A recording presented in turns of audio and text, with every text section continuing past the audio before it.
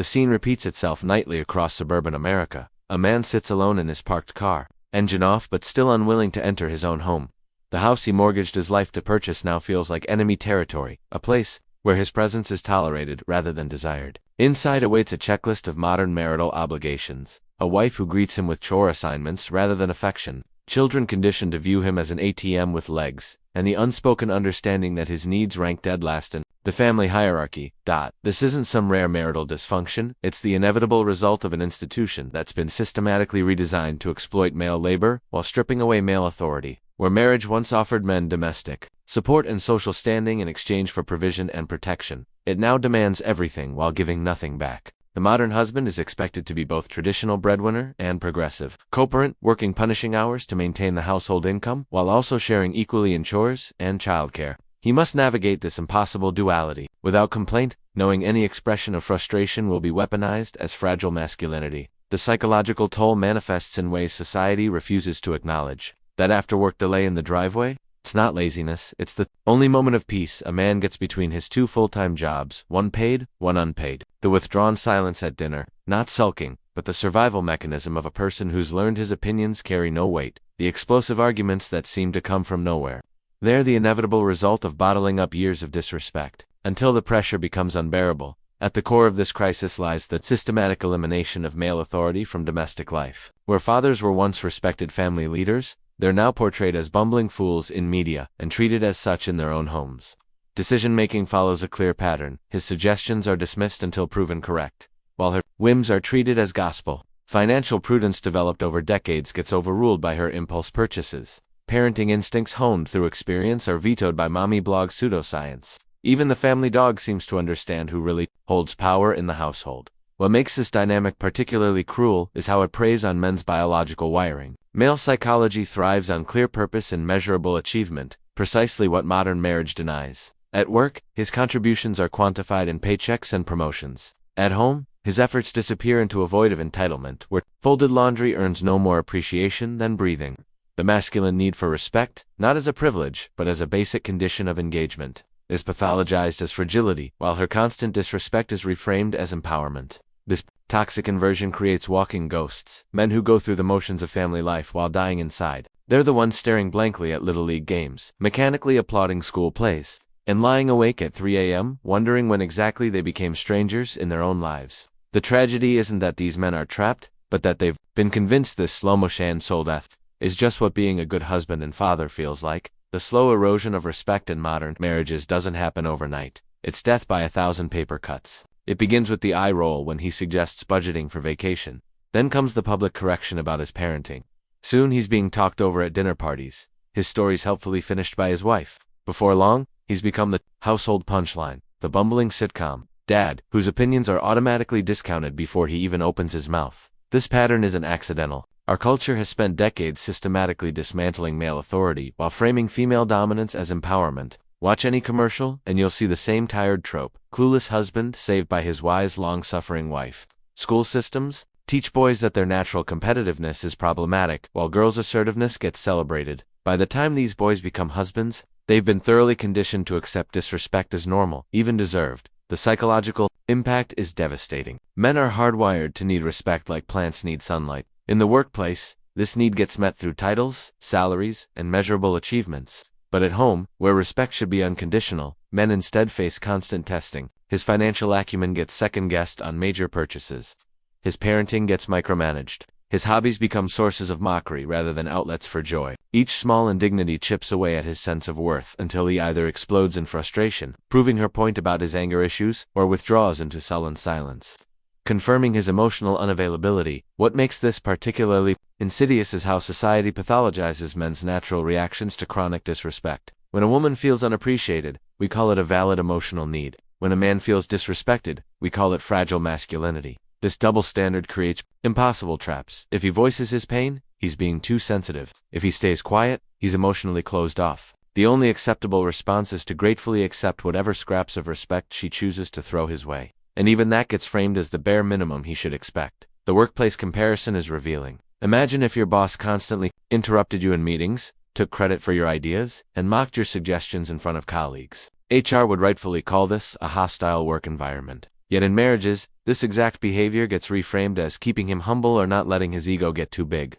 The cognitive dissonance is staggering. We demand men be confident leaders in every other arena of life, then punish them for exhibiting those same traits at home. This culture of disrespect has tangible consequences. Studies show men in unhappy marriages suffer worse health outcomes than single men: higher blood pressure, weaker immune systems, greater risk of heart disease. Their work performance suffers as domestic stress bleeds into professional life. Many develop what psychologists call learned helplessness, a state of passive resignation where they stop trying to improve situations because nothing ever works anyway. The vibrant, ambitious man she married gradually fades into a shell of himself, wondering when exactly he became a ghost in his own life. The financial devastation of modern divorce hits men like a tactical nuke, vaporizing decades of labor in a single courtroom hearing. What begins as happily ever after often ends with him staring at bank statements in a studio apartment, wondering how paying $3,000 a month in alimony for a marriage that lasted less time than his car loan constitutes justice. The system isn't merely flawed, it's financially engineered to transfer wealth from men to women with brutal efficiency. Consider the math. Median household income sits around $70,000. After taxes, health insurance, and retirement contributions, our hypothetical husband nets about $4,500 monthly. A standard divorce settlement can easily claim 40 to 60% of that, $1,800 for alimony, another $1,200 in child support. Suddenly his take-home pay is less than what some teenagers make flipping burgers. Meanwhile, his ex-wife combines these payments with her own income or new boyfriend's contributions to maintain the marital lifestyle while he eats ramen in a roach-infested efficiency. The message is clear. Marital failure gets rewarded for women and punished for men. Child support calculations reveal even more grotesque inequities. Courts routinely impute higher earnings to fathers than they actually make, creating fictional earning potential used to justify crushing payments. A blue-collar worker pulling overtime might get assessed at a white-collar salary because he could theoretically get better work. Meanwhile, mothers routinely underreport income by working under the table or leveraging self-employment loopholes. The result? Fathers working 80-hour weeks just to keep up with artificially inflated obligations while their ex-wives post vacation photos funded by his wage slavery. The property division process completes this financial gain. The house he spent 15 years paying for gets awarded to her because the kids need stability. His 401k gets split down the middle, despite her never contributing a dime. Even assets acquired before marriage get dragged into the division, thanks to commingling laws. Meanwhile, her six-figure student loan debt from a gender studies degree somehow remains her separate responsibility. Every financial safeguard men attempt: prenups, separate accounts, inheritance protections gets obliterated by family court judges, who view male assets as communal piñatas waiting to be smashed open. The ultimate insult comes when men discover their continued financial servitude by zero guaranteed access to their children. Maternal gatekeeping turns visitation into a privilege she can revoke on whims. False abuse allegations become custody weapons, requiring no evidence. Many fathers eventually stop fighting not because they don't care, but because they can't afford both the legal fees and the child support.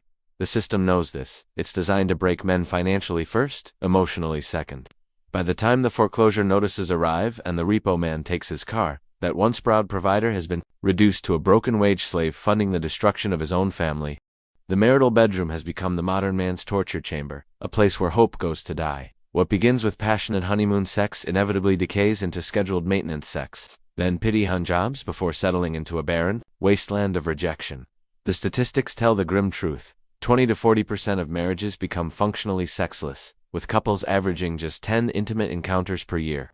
This isn't natural evolution. It's the calculated withdrawal of affection. Once the legal trap has sprung, women understand the power dynamics at play. The ring on her finger represents more than commitment. It's a sexual strike authorization card. With divorce laws heavily favoring wives, she faces zero consequences for cutting off intimacy while enjoying all the financial benefits of marriage. The same woman who once sent flirty texts now weaponizes sex as reward punishment, withholding for perceived slights, then demanding romantic gestures to get her in the mood. Men quickly learn that desire flows only when compliance is required. Anniversaries, promotions, or when her friends brag about their husband's gifts. This sexual economy creates walking wounded. Men starved for basic physical affection, yet shamed for wanting it. Simple requests for intimacy get rebranded as pressure. Natural male sexuality becomes something to be managed rather than celebrated. Many husbands report feeling like predators in their own homes, hesitating to even hug their wives lest it'd be misinterpreted as only wanting one thing. The psychological toll is catastrophic. Confidence erodes,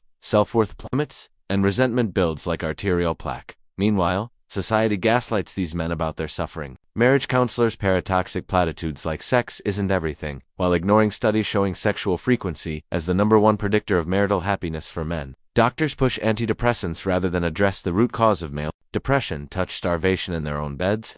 The cruelest irony. These same sexless marriages often end with wives claiming he stopped being affectionate, rewriting history to paint their neglect as his failure.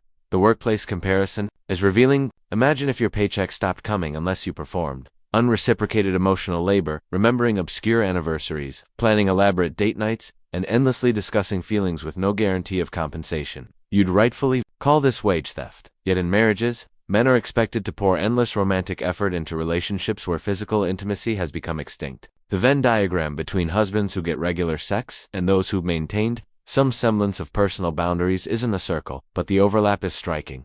This sexual drought isn't biological inevitability, it's the direct result of removing consequences for neglect. Throughout history, women maintained attraction because marital failure meant real hardship. Today's wives face no such pressures.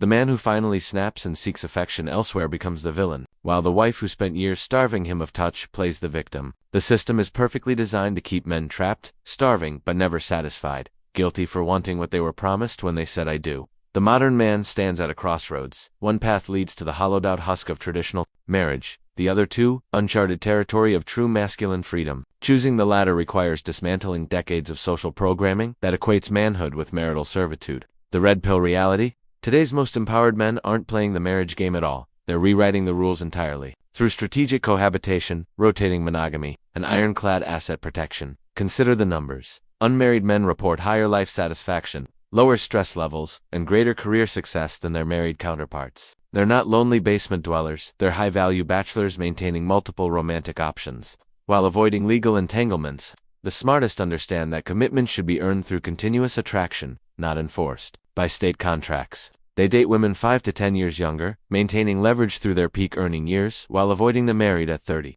divorced at 40, bankrupt by 45 inches pipeline that traps so many. Financial sovereignty becomes the foundation of this new masculine paradigm. Savvy men structure their lives around impregnable asset protection LLCs for real estate, offshore banking, cryptocurrency, cold wallets, and meticulously documented separate property. They understand that prenups get routinely overturned, so they simply never create the conditions where one becomes necessary. Their homes remain in trusts, their businesses in layered corporate structures, their inheritances in bloodline-protected accounts. When relationships run their natural course, as all eventually do, these men walk away with their empires intact.